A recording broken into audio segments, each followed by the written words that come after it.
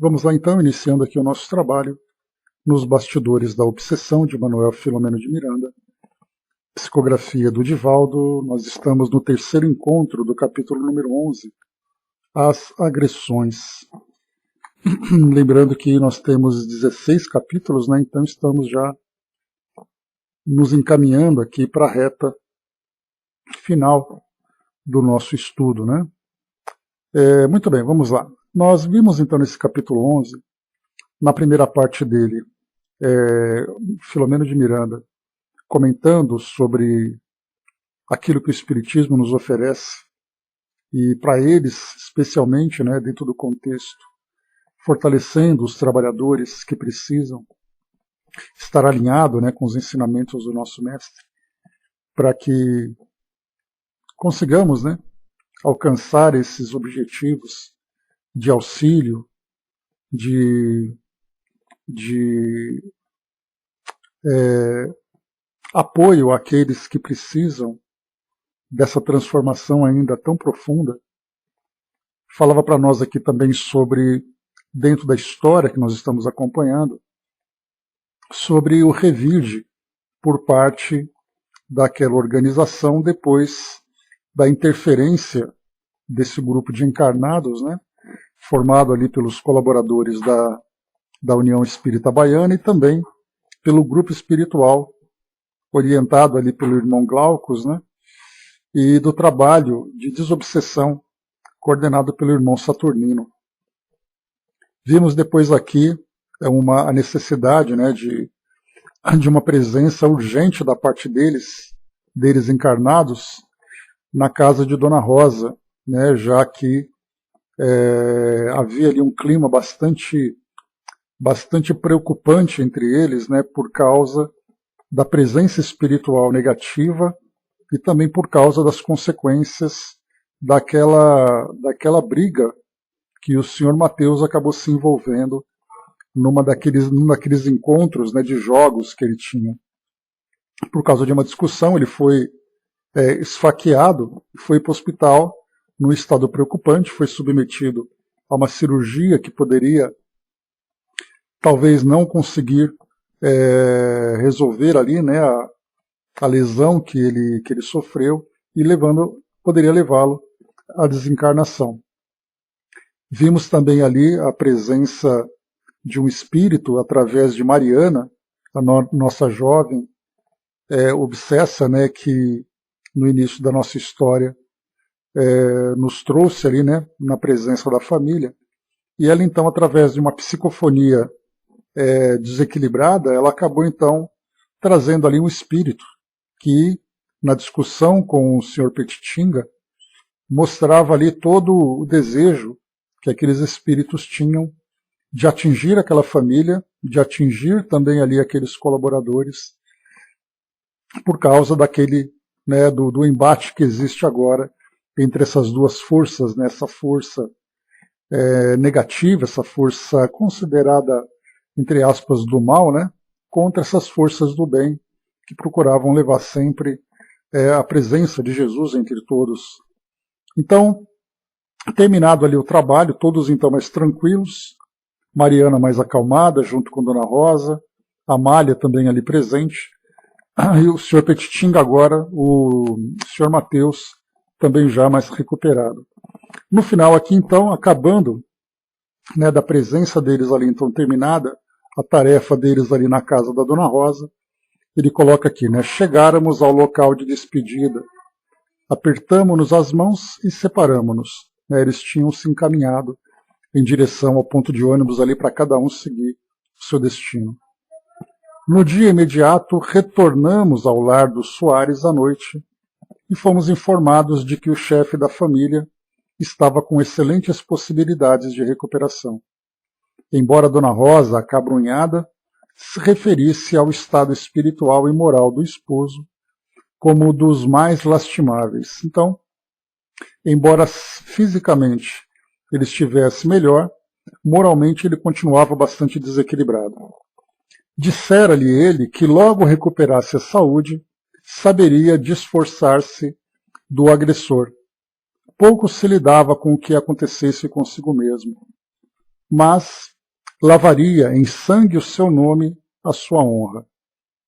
Retornara, pois, do nosocômio inquieta, aflita, confiando na providência divina, que saberia encontrar solução justa para caso tão complexo. A veneranda senhora definhava, o seu rosto sulcado pela dor inspirava-nos profunda piedade fraternal. Carinhosamente estimulada por Petitinga, de suas mãos recebeu a transfusão de abundante energia refazente pelo recurso do passe. Bom dia, Fabi.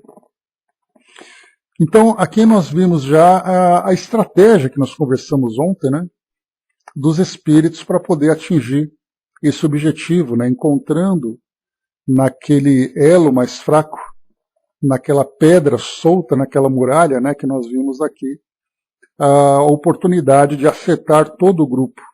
Porque, conforme aqui Filomeno de Miranda comentava, se por acaso o senhor Mateus sucumbisse por causa dessas influências que ele sofria, e também aqueles, né, que faziam parte daquele grupo de viciados em jogo, né, se por acaso ele sucumbisse, afetaria a estrutura da família, que ficaria bastante abalada com essa perda nessas condições, ao mesmo tempo afetaria também os trabalhadores, porque vinculados afetivamente à família, se sensibilizariam com toda aquela dor e, portanto, baixariam, de certa forma, a guarda, fazendo com que todo o trabalho que estava sendo feito simplesmente se perdesse. Bom dia, Marião. Vamos em frente. Não padeciam dúvidas de que, vendo fracassados os seus planos de desdita, eliminando a vida física do Sr. Mateus, os facínoras espirituais estavam a atormentá-lo, gerando as raízes perigosas do ódio, em cujas malhas imprevidente e leviano se emaranhava. Perturbado, seria presa fácil, ainda para uma tragédia imprevisível após a recuperação da saúde. No domingo imediato, quando a reunião pública de exposição doutrinária na União Espírita Baiana, verificamos mais uma vez as artimanhas de que se fazem objeto os espíritos trevosos. Então a gente vai conhecer aqui mais uma parte do plano que esses espíritos, então, que essa organização elaborava para atingir todo o grupo, né, por causa, já não era mais simplesmente para evitar que eles interferissem, agora vinha, né, o desejo de vingança pela interferência que eles tinham provocado. Então eles voltaram ali com toda a força, trabalhando de todas as formas possíveis. Petitinga assomara a tribuna doutrinária e pregava. A sua palavra harmoniosa vibrava em tons de consolo, reportando-se ao estudo de O Evangelho segundo o Espiritismo, no capítulo 10, Instruções dos Espíritos, Perdão das Ofensas, a excelente mensagem de Simeão, ditada em Bordeaux, em 1862. O recinto estava saturado de emoções superiores, e algumas pessoas tinham os olhos coroados de lágrimas. No intervalo natural da explicação, conhecido senhor de respeitável família local, obsesso contumaz, adentrou-se pela sala pública da sessão e, com um semblante fortemente congesto, avançou na direção da tribuna, ruidosamente, e bradou, referindo-se a Petitinga: Hipócrita, quem és para pregar? Imperfeito como tu, como te atreves a falar da verdade e ensinar pureza, possuindo largas faixas de desequilíbrio íntimo, que ocultas dos que te escutam? Dize. Então aqui a gente já imagina o cenário, né? Naquela palestra tranquila, vem alguém e ataca o palestrante com essas palavras tão dolorosas. Todos ficamos dominados por estranho constrangimento, e um silêncio tumular se abateu sobre o auditório. Aqui, só para lembrar também, aqui essa pessoa, então, esse senhor, como foi colocado, é senhor de respeitável família local, obsesso contumaz. Então, alguém que pertence a uma família de posição dentro daquela sociedade, mas também ali completamente frágil no sentido espiritual e, portanto, né, sendo ali obsesso contumaz, sendo ali vítima de uma obsessão prolongada. E foi então ele objeto de ataque por parte desses espíritos, já que também, como nós vimos, existe uma rede no plano espiritual vinculando espíritos que afetam o indivíduo, que pega esse espírito, manipula para fazer outro trabalho. Então existe ali toda essa coordenação por parte dessa organização. Petitinga, empalidecendo, levantou os olhos claros e transparentes, fitou o arrogante obsessor, que tomara a boca do atormentado cavalheiro, e respondeu humilde. Aqui então o irmão Petitinga, ciente já daquilo que aconteceu, conversava então com essa pessoa, mas na verdade, transcendendo o indivíduo encarnado, falava para o desencarnado, sabendo ali que era a presença de um obsessor. Bom dia, Bela. Tens toda a razão e eu reconheço. O tema em pauta hoje, que o caro irmão não ouviu, se refere exatamente ao perdão das ofensas. Não te evadas covardemente, descarregou o infeliz opositor. Refiro-me às condições morais de que se devem revestir os que ensinam o que chamas a verdade e que te falam. Desafio-te a que abandones a tribuna religiosa ou abandones a vida que elevas. O assombro colocava-nos em estupor. Indubitavelmente a entidade loquaz e enferma desejava criar condições de suspeição quanto à conduta ilibada, transparente e nobre do evangelizador, e o desafiava a um duelo verbal negativo e pernicioso. De fé inquebrantável, no entanto, e sereno, o lecionador da doutrina espírita, sem trair na voz as emoções que o visitavam, esclareceu com tocante sentimento da mais pura humildade. Bom dia, professor. Irmãos, o amigo espiritual tem toda a razão e não me posso furtar ao dever de necessários quão inadiáveis esclarecimentos. Ensinou o mestre que nos confessássemos uns aos outros, prática essa vigente entre os primeiros cristãos e que o tempo esmaeceu e deturpou dolorosamente. Nunca me atrevi, nunca experimentei coragem para dizer aos companheiros sobre as minhas próprias dificuldades.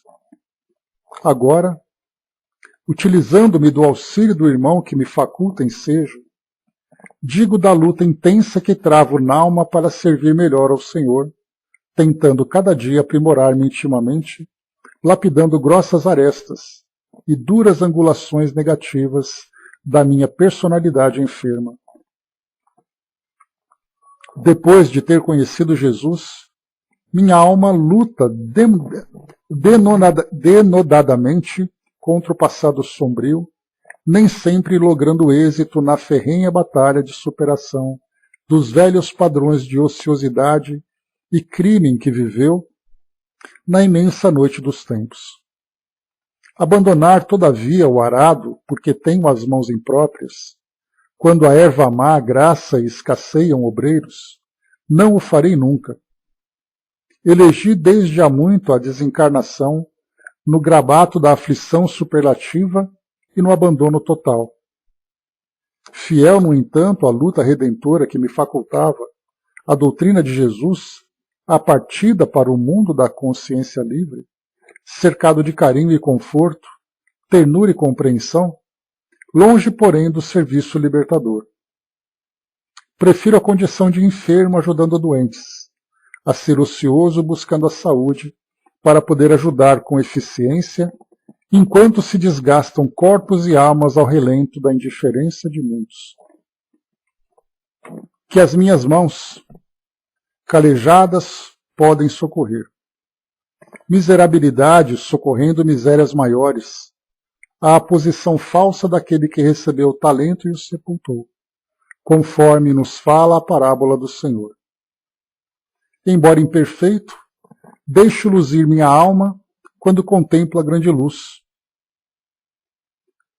Vasilhame imundo, Aromatizo-me ao leve rócio do perfume da fé. Espírito infeliz, mas não infelicitador. Banho-me da água lustral da esperança cristã. Perdoa-me, Senhor, na imperfeição em que me demoro e ajuda-me na redenção que persigo. O auditório, compungido e emocionado, atendido por vibrações superiores, chorava comovido, e lágrimas transparentes adornavam a face do servidor do Cristo, rutilando singularmente naquela manhã de sol. Inesperadamente, o perturbador espiritual arrojou ao assoalho e o seu instrumento, e, dominado por crua emotividade, bradou: Perdoa-me tu. A tua humildade vence-me a braveza, velhinho bom. Deus meu, blasfemo. O ódio gratuito cega-me. Perdoa-me, velhinho bom, e ajuda-me com tua humildade a encontrar-me a mim mesmo. Infeliz que sou. Tudo mentira, mendacidade inditosa, a que me amarga os lábios. Ajuda-me, velhinho bom, na minha infelicidade. Petitinga desceu os degraus da tribuna, aproximou-se do sofredor e, falando-lhe bondosamente, envolveu o médium com gesto de carinho, convidando-o a sentar-se. Perdoe-nos, Senhor, perdoe-nos, Senhor de nossas vidas, falou em discreto pranto, e, levantando a voz, rogou: Oremos todos a Jesus pelo nosso irmão sofredor, por todos nós os sofredores. Raras vezes na vida física presenciara a cena mais comovedora. Era como se o mundo excelso baixasse à terra e os homens pudéssemos transitar no rumo daquele mundo onde reside a felicidade. Retornando à calma, o médium, ignorando o que se passara, teve um gesto de espanto por encontrar-se ali. Esclarecido em poucas palavras pelo pregador, este retornou à tribuna e, como se nada houvera ocorrido, deu curso à preleção. À hora regulamentar, os trabalhos foram encerrados quando a cidade, lá fora, cheia de sons e músicas do dia e da faina dos homens, se deixava inundar da luz do sol. Bom, aqui nesse trecho, então, e pior que eu estava passando aqui, esse capítulo do 11 termina agora aqui, porque o capítulo 12 aqui ele estava fora do cabeçalho aqui da página, né? Mas termina aqui o capítulo número 11, mostrando para nós exatamente isso, né? Então, essa reflexão é muito valiosa para nós, porque se nós fôssemos esperar que atingíssemos a perfeição para fazer o bem ou falar do bem, certamente todos nós estaríamos reprovados nesse propósito. Mas como é lembrado aqui pelo próprio irmão Petitinga, né, dentro da sabedoria e da humildade que ele demonstra, que chegou aqui inclusive até comover esse espírito que o atacava, ele coloca exatamente isso. Só lembrando esse trecho, como ele diz aqui com palavras tão bonitas, né? Quando ele diz assim: prefiro a condição de enfermo, ajudando doentes, a ser ocioso buscando a saúde, para poder ajudar com eficiência, enquanto se desgastam corpos e almas ao relento da indiferença de muitos, que as minhas mãos calejadas podem socorrer. Miserabilidade socorrendo misérias maiores. A posição falsa daquele que recebeu o talento e o sepultou, conforme nos fala a parábola do Senhor. Embora imperfeito, deixo luzir minha alma quando contemplo a grande luz. Vasilhame imundo, aromatizo-me ao leve rócio do perfume da fé. Espírito infeliz, mas não infelicitador. Banho-me na água lustral da esperança cristã.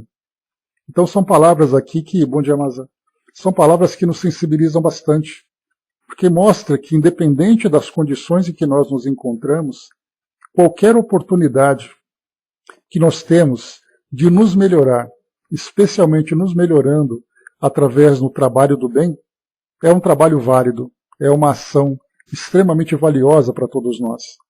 Então aqui nesse caso, e a gente lembra, né, espíritos, por exemplo, como o Chico dizia muito isso, e a gente achava isso que era um exagero, e talvez até uma falsa humildade, quando ele dizia, né, que ele se considerava, né, como um pequeno capim, né, que quando você arranca um aparece o outro. E a gente lembrou disso numa discussão que a gente teve, num estudo que a gente fez, quando lembrava, né, que o Chico se colocava nessa condição de extrema humildade dentro da nossa visão, e que para ele próprio essa humildade era muito pouca, porque ele não era apenas aquele espírito que olhava à sua volta vendo ali pessoas em condições difíceis, em condições dolorosas. É porque ele era capaz de olhar à sua volta e ver, a partir da dimensão espiritual, todos os espíritos de tão alto quilate que o rodeava. E isso mostrava que, embora ele, na nossa visão, fosse um expoente do bem, um expoente das melhores virtudes, quando ele se via no meio daqueles espíritos, ele se via tão pequeno e quanto ainda ele precisava trabalhar, né, o quão ainda ele precisava se transformar para chegar na mesma condição em que eles, já que esse era o objetivo, essa transformação visando sempre a sua melhora. E mesmo se vendo tão imperfeito diante deles, isso fazia com que ele mostrasse cada vez mais, não apenas a humildade em si, porque mostrar humildade apenas é mais ou menos esse trecho em que ele coloca aqui para nós o irmão Petitinga. Prefiro a condição de enfermo ajudando doentes a ser ocioso buscando a saúde. Então muitas vezes aquele que se coloca como humilde, se coloca numa humildade passiva. E aí então no caso, não somente a humildade, mas o trabalho no bem. E por isso ele era cobrado, assim como também outras referências que nós temos, né, de trabalhadores no bem, que mostra que não basta ser bonzinho, mas ele precisa mostrar a virtude do trabalho. E essa virtude do trabalho permeada principalmente pela humildade. Essa humildade de reconhecer as imperfeições, e reconhecendo as imperfeições, trabalha com mais atividade, com mais intensidade, exatamente para se melhorar. Então esse é o exemplo que todos nós temos. Nós que somos não apenas estudantes da doutrina espírita, mas também nos colocamos como trabalhadores da doutrina espírita, por mais imperfeitos, por mais capengas que nós estejamos. Muitos de nós, muitas vezes aqui com roupas rasgadas, com roupas sujas, com roupas maltrapilhas, mas mantemos ativos. Muitas vezes numa condição melhor do que aqueles que estão ao nosso lado. Então, doentes ajudando um doente. Então é mais ou menos ali, naquela visão que nós temos, né, de você encontrar numa enfermaria um doente que levanta da cama porque ele se encontra com um pouquinho mais de forças, segurando um prato de sopa, dando na boca daquele que não consegue se levantar. Então, doentes ajudando a doentes. Então, essa é a nossa visão, que por mais imperfeitos que nós sejamos, não nos deixemos tomar pela culpa, tomar pelo medo, tomar pelo constrangimento, mas exatamente por sermos imperfeitos que o trabalho se torna para nós o melhor remédio. Né? Pois é, Andréa, então quando nós nos vemos distantes desses espíritos que se mostram tão nobres, é aí que a gente tem que trabalhar mais. É assim que a gente se torna mais afinizados com eles, porque embora eles estejam numa posição melhor, nós trabalhamos para estar pelo menos perto deles. Então, quanto mais trabalho nós temos, quanto mais trabalhos nós realizamos, maiores são as conquistas que nós alcançamos. Mesmo que essas conquistas, como nós vimos aqui, através do Filomeno de Miranda, mesmo que essas conquistas sejam milimétricas. Então não é aquela coisa de querer trabalhar para poder alcançar rapidamente o céu, mas trabalhar milimetricamente para que cada conquista seja realmente valiosa e vale a pena para todos nós. A gente teve uma lição muito valiosa quando estudou o livro Voltei, em que irmão Jacó, Frederico Figner, voltando ao plano espiritual, ele tinha aquela ideia, né, de, embora humilde, mas uma humildade vista do mundo físico. Porque tem a humildade dos homens e tem a humildade dos espíritos. A humildade dos homens é aquela humildade limitada no ambiente onde você se encontra. No caso dele, por exemplo, ele era um palestrante, um estudioso da doutrina, ele era um dirigente, ocupando cargos importantes dentro da estrutura do movimento espírita. Quando ele chegou no mundo espiritual, ele tinha aquela ideia de ser um grande trabalhador e, portanto, ser reconhecido como um grande espírito. E aí, quando ele se deparou com os espíritos que o receberam, naquela colônia onde ele chegava, espíritos, por exemplo, né,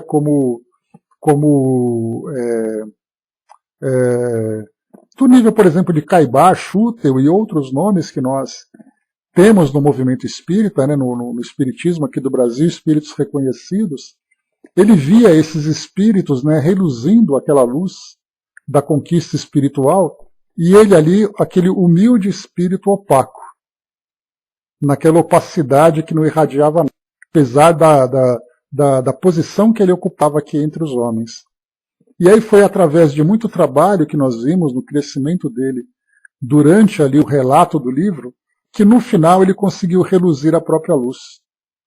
E aí sim ele poderia se colocar, ainda que recém-promovido, digamos assim, se colocar junto daqueles outros espíritos, mostrando ali a nobreza da sua conquista interior.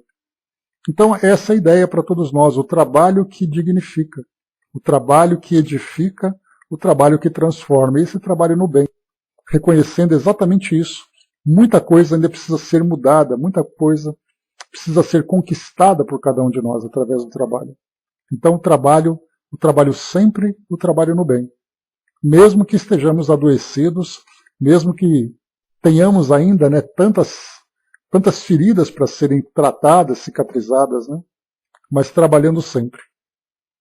Então essa mensagem que ele trouxe para nós aqui, nesse capítulo. Avançando aqui, no capítulo número 12, desobsessão e responsabilidade.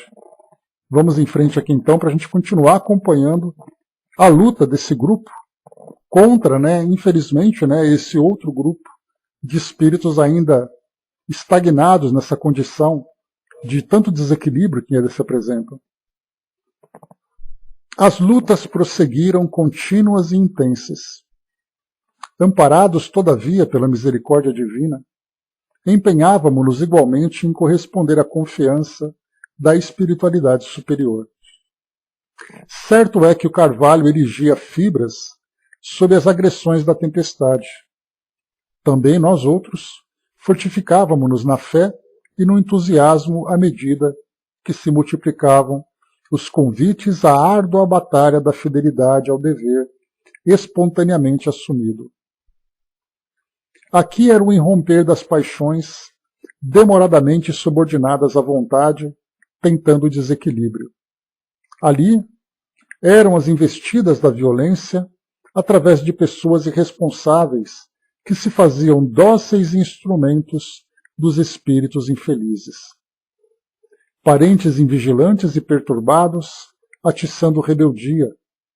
Almas afeiçoadas pelos estreitos laços do matrimônio, inconsequentes ensejando redobrada aflição, feridos pelas farpas do ciúme, da ira e da insensatez,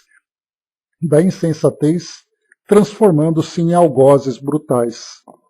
Então ele trouxe para nós aqui, né, um cenário em que aqueles que trabalham para se fortalecerem na fé, com esse entusiasmo,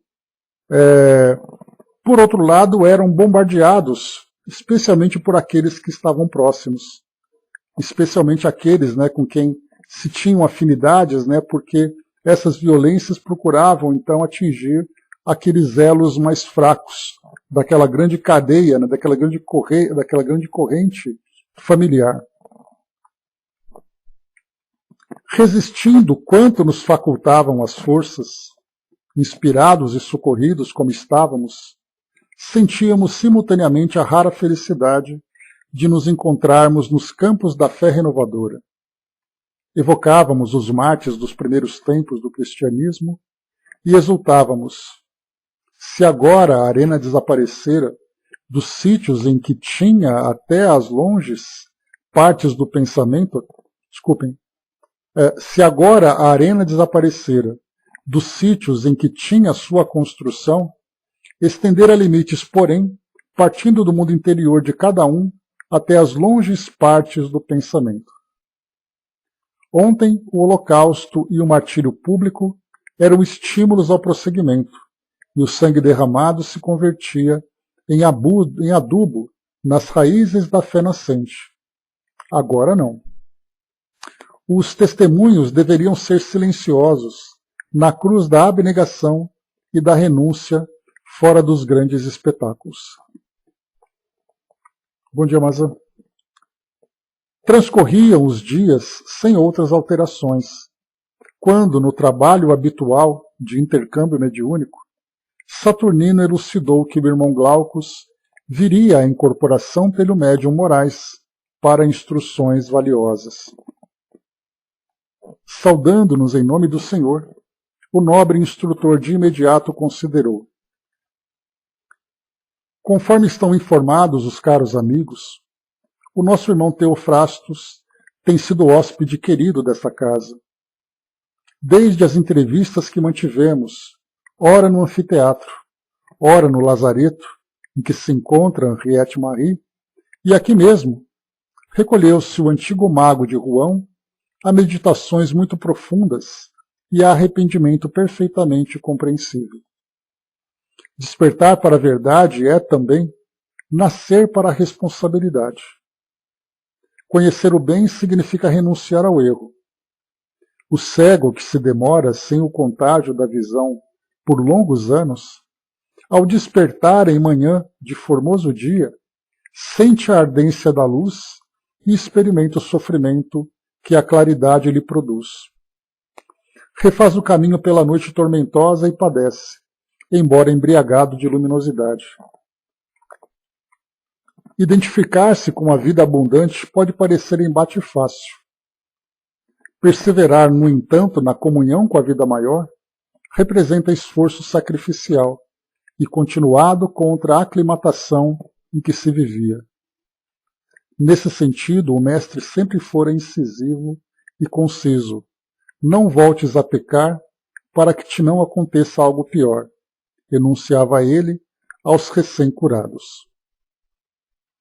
Um intervalo natural na exposição do amigo espiritual se fez espontâneo, e prosseguindo clarificou: marcado pela revolta que o consumia, lentamente nesse largo período de tempo, aqui quando nós falamos em largo período de tempo, nós falamos aqui em séculos em que ele se encontrava cristalizado naquela condição de revolta. Marcado pela revolta que o consumia lentamente, nesse largo período de tempo, desde a arbitrária punição pela fogueira, de que foi vítima, nosso amigo acalentou na mente a chama da vingança, buscando implacável aqueles que foram os responsáveis pelo seu sofrimento. Lembrando que isso foi lá em 1480 e pouco, quando ele foi então preso, e punido pela Inquisição. E agora nós estávamos aqui no século XX. Então, 5 séculos praticamente, ele se encontrava preso, acalentando, alimentando essa chama da vingança. Como, porém, o ódio enceguece e oblitera as fontes da razão, não conseguiu identificar exatamente aquele que tramou a infame tragédia, vindo a encontrá-lo só agora, em situação ainda mais inditosa do que a sua. Bom dia, Elcio.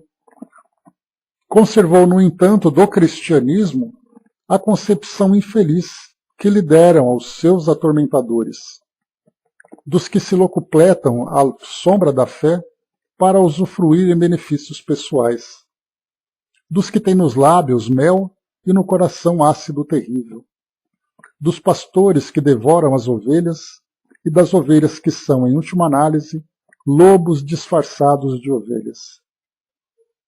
A doçura do amor de Jesus foi-lhe apresentada entre labaredas que lhe lamberam as carnes em fumo que o asfixiou até a morte. Ante a adulteração dos ensinos do Mestre, conforme lhe chegaram nos dias da ignorância medieval ou medieva, conserva até hoje a aversão pelo nome do Cristo e pela doutrina que ele legou. Invigilante, tornou-se calceta de si mesmo e, atormentado pela ausência de lume no velador da paz, sem combustível de esperança, fez-se todo suspeita, arrogância, inquietação, conquanto o cansaço do mal empreendido por largo espaço e o receio de que já lhe esgotavam as forças para prosseguir. Colhido nas malhas dos atos reprocháveis, acreditava-se novamente vítima das circunstâncias.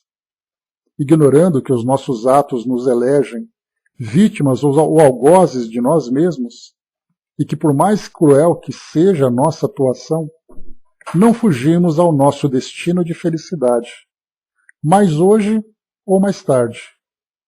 Soou para ele o momento da redenção necessária e difícil, já que já começa, porém. Imenso trajeto o espera. Longo mergulho na carne sofredora o aguarda a benefício dele mesmo. Antes de continuar então aqui, mostra para nós que durante muito tempo ele não somente alimentou a vingança, o desejo de vingança contra aqueles que o conduziram até a fogueira, mas sem identificar quem era o responsável, que era aquele espírito, né, o Jean, esqueci o sobrenome dele, mas era o obsessor de Mariana. Então, esse espírito, que era um bispo na época, fez com que ele fosse condenado e depois levado a essa execução. Ele não reconheceu esse espírito, somente agora o reconheceu, e tão cego ele estava, que foi a ele, a esse espírito, que o Theophrastus orientou a como atingir a Henriette Marie, a Ana Maria, que se encontrava agora encarnada. E somente agora eles se encontraram. Só que nessa preparação, porque como nós vimos aqui, tanto esse espírito, Jean Villemont, o nome dele, lembrei agora, tanto Jean Villemont, que era esse obsessor, como o Dr. Theophrastus, que era esse chefe daquela organização, os dois reencarnariam juntos através da mesma mulher que os dois amavam. Um amava de uma forma sincera, que era o Dr. Theophrastus, e o outro de uma forma doentia, que era o Jean Villemont. E os dois reencarnariam juntos como irmãos. Só que antes dessa preparação reencarnatória, enquanto eles trabalhavam ali psiquicamente, fluidicamente, para iniciar esse projeto reencarnatório, essas reflexões, como nós vimos aqui, surgiam. Porque ele começava a pensar agora em tudo aquilo que ele viveu, tudo aquilo que ele causou, todos os pensamentos equivocados que ele teve. E mais do que isso, essa aversão que ele tem pelo nome de Jesus e pela mensagem que ele trouxe, foi uma consequência daquilo que ele vivenciou como vítima. Porque lembrando, né, o Dr. Theophrastus, ele era um médium que tinha ali uma grande capacidade, ele era de origem grega, e na França, então, ele foi preso como bruxo. E aí, sendo, nesse caso, condenado pela Inquisição. E aqui agora, então, ele começa a sofrer todas essas dificuldades de lidar com essa nova proposta de felicidade, mas, ao mesmo tempo, ancorado, preso ainda na sua história passada, de 5 séculos, de muito ódio que ele propagava, de muita dor que ele provocava. Então, por isso, ele sofria. E esse conflito, que muitos de nós certamente já vivenciamos, né? Hoje temos ali, pelo menos, a nossa mente mais clarificada de uma nova renovação, de uma mudança, de uma renovação que nós temos hoje. Esse espírito começava agora esse caminho. Então, nós podemos imaginar tanto tempo que ele se encontrava preso nessa condição e agora, então, ele sofre essa mudança. Só para a gente fazer um paralelo, dentro de uma realidade que nós podemos compreender, seria como se nós pegássemos um criminoso dentro da nossa sociedade, um criminoso que propagava o mal, que realizava o mal, que fazia com que as pessoas o temessem pela sua violência, e de repente ele fosse convidado a mudar de vida. E nessa mudança de vida, ele começa a fazer uma reflexão sobre aquilo que ele deseja ser, mas ao mesmo tempo de tudo aquilo que ele já foi, ou que ele era ainda, porque a mudança estava começando a ser trabalhada. E aí muitos desses espíritos vão dizer, olha, eu não mereço isso, porque tudo aquilo que eu fiz eu mereço ser esquecido, eu mereço ser pisado, eu mereço desaparecer. Mas exatamente ali a proposta que foi trazida, todos têm essa condição de recomeçar.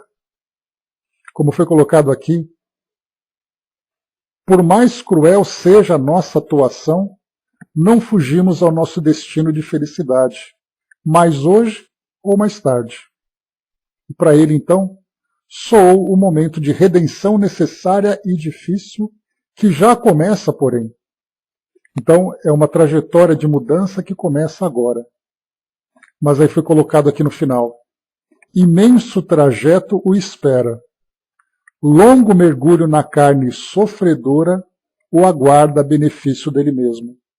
Dá para a gente imaginar, então, o trabalho que ele vai começar em reencarnações não apenas provatórias, mas também expiatórias. Hermes lembrou ali, né, manter o ódio no pensamento atrapalha a evolução própria. Né? Mas nesse caso, né, o sentimento de que ele era tomado é o que alimentava esse ódio. Naquela ideia, né, de que ele tinha justificativa para ser assim. Então ele tinha motivo para ser assim. Era assim que ele entendia. Dudu colocou, né, as cicatrizes sempre ficam, mas o tempo faz apagar. Então nada como o tempo, né? O tempo é o melhor remédio, e muito mais do que o tempo. O tempo através da terapia curativa. E nesse caso é através do trabalho, mas o trabalho de resgate. E quando nós falamos em trabalho de resgate, é aquele trabalho em que o passado é todo visto e revisto para ser transformado. Depois de breves instantes de expressivo silêncio, prosseguiu. Aqui no caso o irmão Glaucus, né, dizendo para eles, trabalhadores, né, da União Espírita Baiana, através da psicofonia. Enquanto se dispõe em definitivo, a renovação espiritual, já que não nos cabe constrangê-lo, sob qualquer pretexto ou circunstância, a fim de ser recambiado para recinto próprio em nossa esfera, onde se deverá preparar para as lutas da sublimação futura, observa as tarefas que aqui se desdobram. A atuação dos cristãos novos, a conduta real que se deriva da fé raciocinada, o nível de amor inspirado no amor do Cristo. Acompanha as operações socorristas dirigidas aos sofredores de ambos os planos da vida, que aqui vêm trazidos, e sobretudo com a nossa assistência afetuosa, segue os lidadores da fé, servidores da semeação evangélica, e os médiuns trabalhadores para sentir se os ensinamentos nessa casa ministrados são aplicados na conduta diária e pelos que os administram. Verifica a forma pela qual se comportam os espíritas sob a constrição do testemunho e da prova, da perturbação e da dor, confirmando pelos atos a sua identificação com o Cristo. Então, antes de continuar, primeiro que ele não é pressionado a iniciar esse trabalho, porque aqui não é uma reencarnação compulsória. O outro, o Jean Villemin, que é outro espírito obsessor, que vai reencarnar com ele, em que os dois ali são antagonistas dentro de uma mesma história, Jean Villemin ele não tem qualquer condição de participar nesse momento de um planejamento reencarnatório, dada a sua condição de desequilíbrio. Então ele será conduzido através de uma reencarnação compulsória. Ou seja, ele não terá, pelo menos ali, dentro das possibilidades naquele momento, de participar desse planejamento. Então ele simplesmente será conduzido e os mentores desse projeto é que vão então levá-lo a uma reencarnação e elaborar ali toda a trajetória que ele vai percorrer. Já no caso do Theophrastus, não, ele já apresenta esse desejo de mudança. E aí então ele não será constrangido, mas no momento oportuno, que será breve, porque a mãe deles, né, que é Ana Maria, já se encontra encarnada, ele será ali estimulado a modificar a sua forma de pensar. E uma das formas importantes disso tudo é que ele não fique fechado, por exemplo, num quarto, pensando na vida. Mas ele será orientado e, mais do que isso, ele terá a oportunidade de observar tudo aquilo que vem sendo feito dentro desse projeto de trabalho que está sendo feito dos trabalhadores da União Espírita Baiana junto àqueles obsessores da organização. Então ele vai acompanhando e, mais do que isso, será inclusive incentivado a participar desse trabalho, só que agora na outra posição.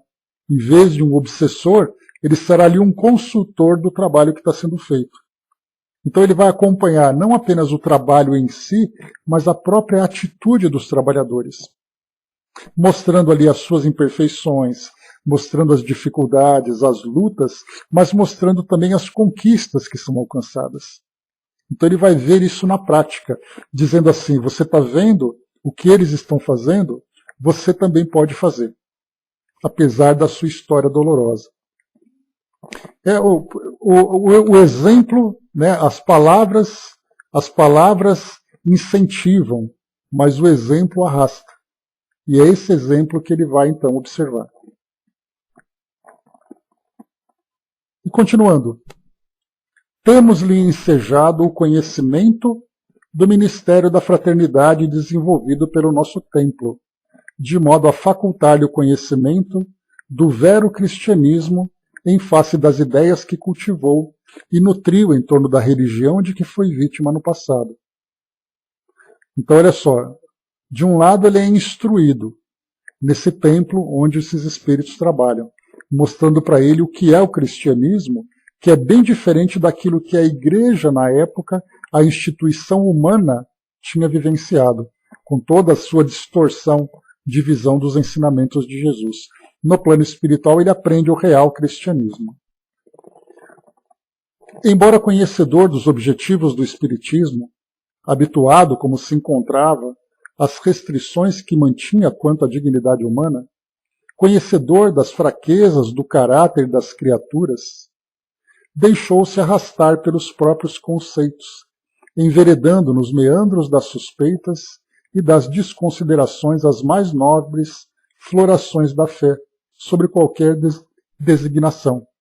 Então, nesse outro trecho mostrava que o conhecimento que ele tinha sobre a natureza humana, porque ele era um especialista nisso, embora ele usasse esse conhecimento para castigar, para punir aqueles que aquela justiça que eles entendiam, né, se fazia presente e precisava ser aplicada.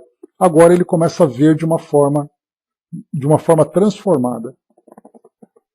Apesar disso, a débil chama da fé natural, da necessidade de uma religação com a verdade, realizava o seu mistério, deixando-o não poucas vezes receoso quanto ao futuro, ansioso sobre o porvir. Aqui a imagem que a gente tem do irmão Theophrastus agora, não mais doutor Theophrastus, né? Mas a imagem que a gente tem dele agora é aquele soldado novato que vai realizar o seu primeiro salto de paraquedas. E aí então ele é encaminhado gradualmente para a porta do avião e ele fica segurando nas paredes com medo do salto. Porque ele recebeu as orientações de como o salto é. Ele conhece o equipamento que ele vai utilizar. Mas o salto em si é aquilo que provoca nele esse medo. Então ele começa a ver, olha, a sua reencarnação vai ser melhor para você, nós vamos estar ao seu lado, tudo aquilo que você vai te fazer muito bem. E ele falava, eu sei de tudo isso, mas eu estou com medo. É exatamente o salto que ele tem nesse momento. né? E esse momento de fraqueza, Hermes, é por causa do passado que ele tem, porque ele sabe que o passado que ele criou é esse passado que tem que ser resgatado. E esse resgate será através de um trabalho muito doloroso. Então não é o medo em si, mas é o temor pelo fracasso. Esse é o problema.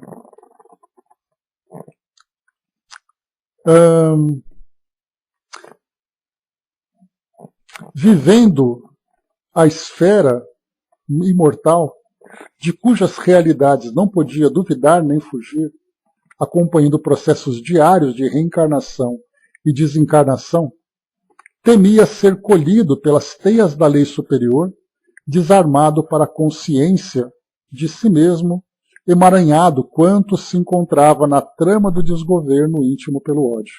Então ele conhece já, né, as reencarnações, as desencarnações, como nós colocamos. Ele era um espírito especialista em tudo isso, ele era um mestre nessa arte. Então ele conhecia sobre influências espirituais, fluidos, era um especialista em hipnose, entendia de reencarnação, entendia de desencarnação.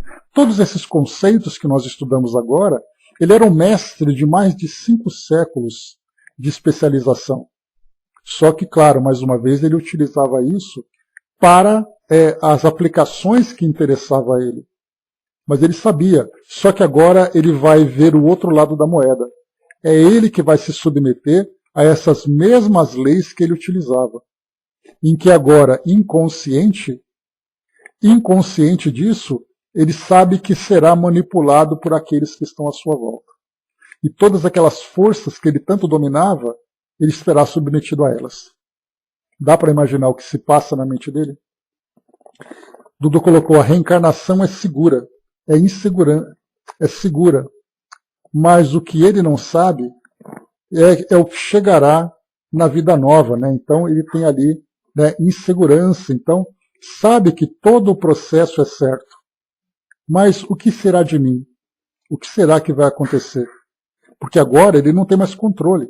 Ele passou todo esse tempo controlando tudo aquilo que o rodeava. Ele tinha pessoas e forças que ele era capaz de manipular. E agora ele estará ali como passageiro. E não mais como condutor. E aí então esse medo, essa insegurança.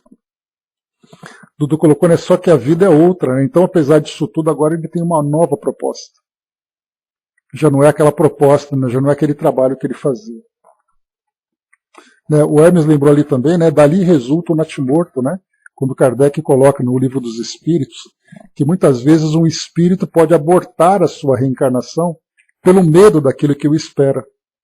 E aí então o espírito rompe os vínculos fluídicos com aquele corpo, e aí então provoca um aborto espontâneo ou vem uma criança natimorta. Né, a mãe dá luz a uma criança já morta. Cadê o espírito que estava ali? O espírito desistiu da reencarnação, pelo medo que ele sentia daquilo que o esperava. E para ele, lembrando sempre, era um medo aterrador. Porque o que será que vai ser de mim? E aí então todo aquele trabalho psicológico que era feito por esses espíritos, trazendo sempre ali a esperança, a inspiração, a confiança, apesar da luta que ele teria que travar. Avançando. Novamente o amigo espiritual, desejoso de resumir um destino numa narração breve, deixando traduzir a comiseração de que se via possuído ante o inditoso espírito, aduziu. Teofrastos, nosso irmão, necessitado de nosso auxílio, auxílio que nos vem do alto, é também lição viva para todos. E olha só, né, ele é um exemplo vivo de uma trajetória de um espírito que tem, do momento da sua desencarnação, o período que ele passa no plano espiritual e o planejamento para uma nova história, é ali, né, uma enciclopédia de experiências que para eles é importante.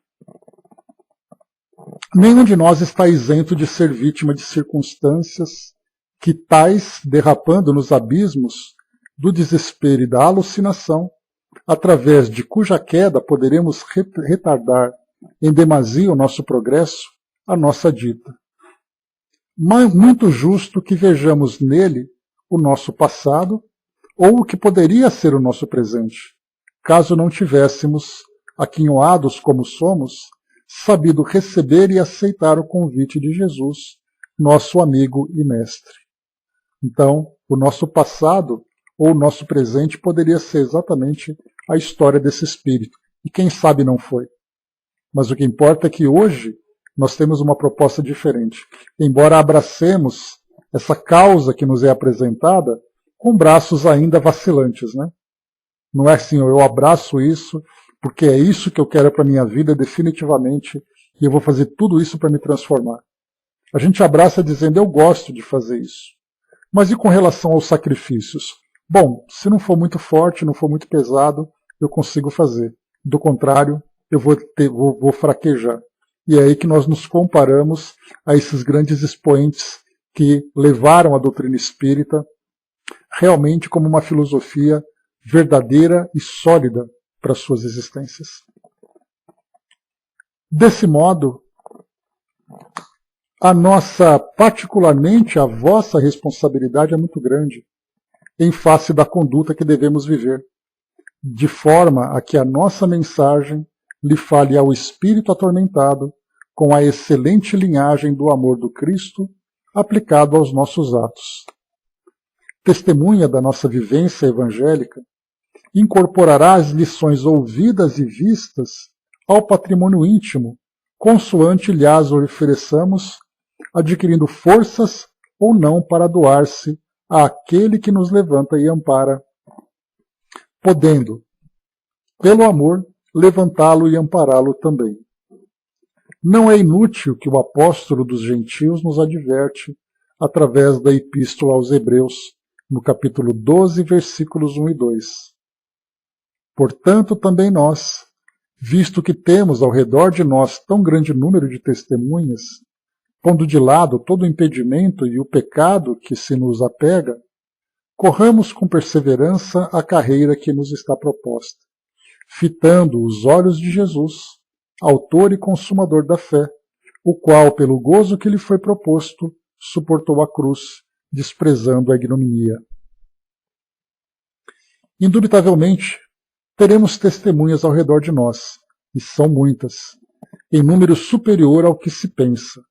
Estas que são os homens e aquelas que do mundo espiritual acompanham o que pensamos e dizemos e fazemos. E, flexionando com maior ênfase, acrescentou: em todo problema de desobsessão, há que considerar o espírito sofredor, que provoca sofrimento, e levar em conta os recursos éticos do doutrinador ao lado da sua conduta espírita, isto é, sua responsabilidade moral.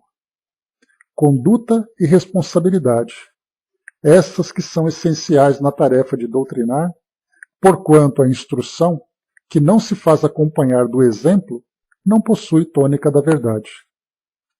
Sem dúvida, o mérito do próprio obsediado, as possibilidades que se lhe podem oferecer com o retorno da saúde, no sentido de libertar-se da obsessão, constituem também pontos favoráveis para desatar o enfermo das amarras com o delito passado, de cuja cobrança o desencarnado se faz infeliz intermediário. Todavia, nas atuais realizações dos templos espirituais que se transformam em hospitais-escolas na Terra para encarnados e desencarnados, a densa população de ali residentes do lado de cá acompanha a realidade do ensino, quando incorporado ou não ao modus vivendi ou modus operandi dos médiuns, dos doutrinadores, dos diretores das casas. Palavras belas e sonantes, conceitos elevados são de fácil aquisição em muitos lugares. A excelência, porém, de uma ideia, de uma convicção da religião se constata pelo número daqueles que foram modificados, que se transformaram e que se deram à sua realidade. Só um instantinho. Tá. Pessoal, aqui vou parar por aqui por enquanto, nesse trechinho, porque ele continua trazendo aqui algumas orientações e a gente termina amanhã. Tá? Em vez da Revista Espírita, a gente segue com esse capítulo para a gente finalizá-lo. Tá? Então a gente para nesse trecho aqui, depois a gente retoma, inclusive, esse capítulo que ele está trazendo. Porque aqui é um trecho longo, né, uma orientação longa que ele vai trazendo, e a gente está aqui com o nosso horário finalizando. Então amanhã a gente continua para terminar esse capítulo. Né? Porque eu não tinha visto aqui, inclusive, que, como aqui nesse livro digital, os capítulos, né, vão sempre começando no início da página, esse capítulo 12 estava no meio, e eu fui passando e não vi. Mas, de qualquer forma, a gente para por aqui, e amanhã a gente continua retomando esse raciocínio aqui do irmão Glaucus nessas orientações. Enquanto isso, nossa querida Ana, trazendo para nós aqui algumas orientações, né, e a gente finaliza aqui, então, lendo exatamente essa mensagem que ela nos traz. Então, desde já, um grande beijo nosso para nossa querida amiga. Vamos lá.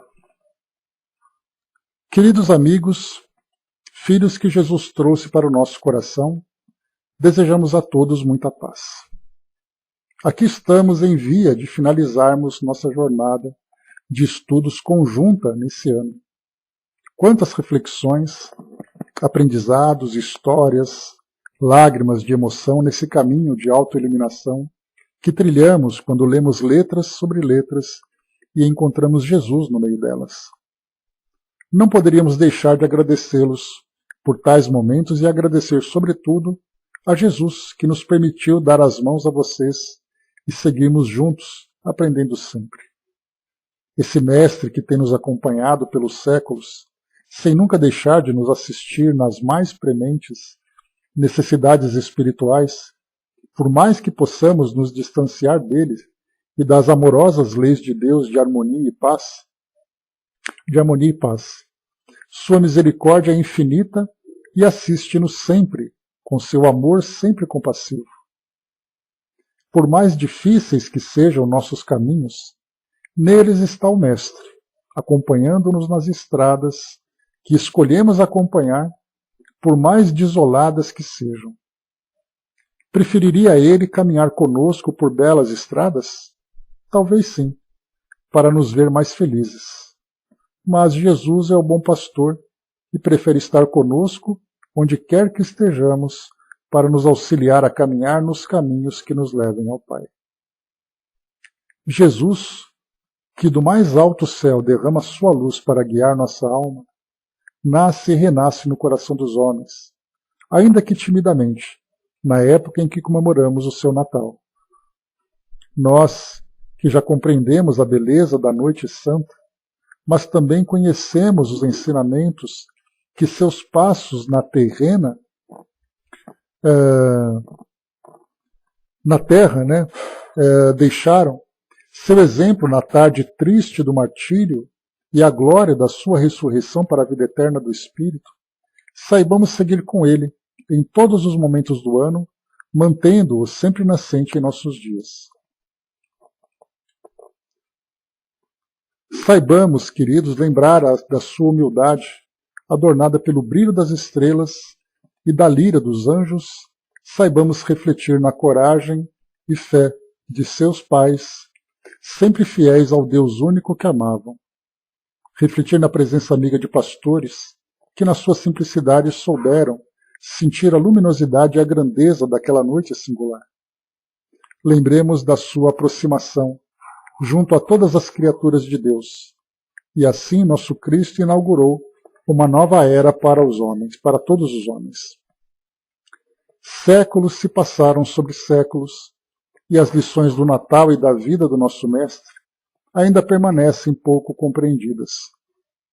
Para muitos o Natal é uma data festiva, um feriado diferente, onde pequenas luzes iluminam a paisagem.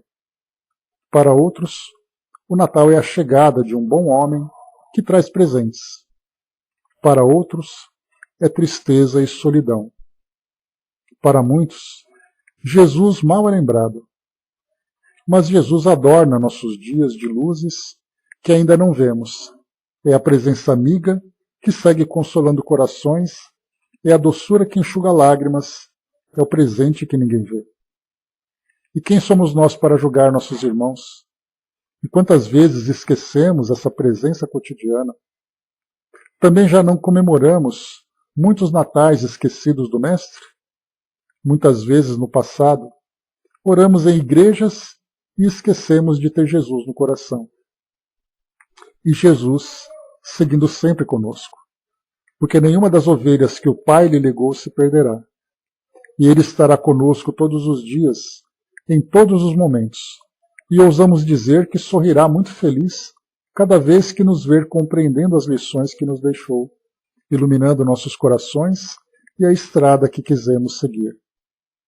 E sabem, quando tivermos alguma luz em nosso coração, quando compreendemos mais o Mestre e sentirmos a sua presença, quando sentirmos um pouco mais as leis de Deus, não iremos trilhar aqueles caminhos brilhantes e felizes, mas voltaremos para aqueles caminhos escuros em busca, primeiro, talvez, dos nossos afetos que estão na retaguarda. E um dia aprenderemos que toda humildade cabe no afeto do nosso coração.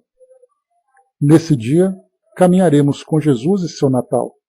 Ensino, vida e ressurreição serão perenes em nossos espíritos. Querido Jesus, agradecemos por ter vindo à Terra e deixado para nós as lições que nos conduzirão ao Pai. Agradecemos a sua luz sempre amiga, seu amor sempre presente. Perdoe quanto o fizemos chorar com os erros nascidos da nossa ignorância e pequenez, rebeldia da criança que ainda nada conhece, e obrigada por nos amar ainda assim. Esteja conosco, querido Jesus, agora que já o conhecemos e sentimos cada vez mais pertinho de nós.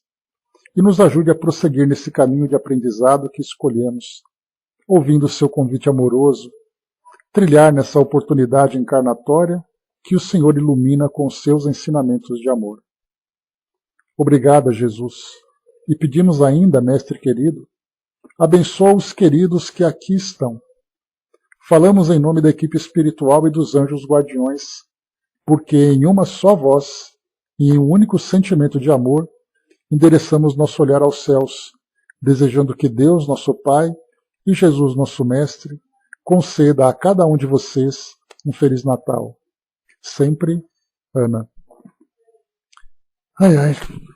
Nossa querida Ana presente aqui conosco, que nos brindando, né, com essas palavras carinhosas, né, que chegam até nós, vindas dela e dos amigos aqui que se fazem presentes conosco, né?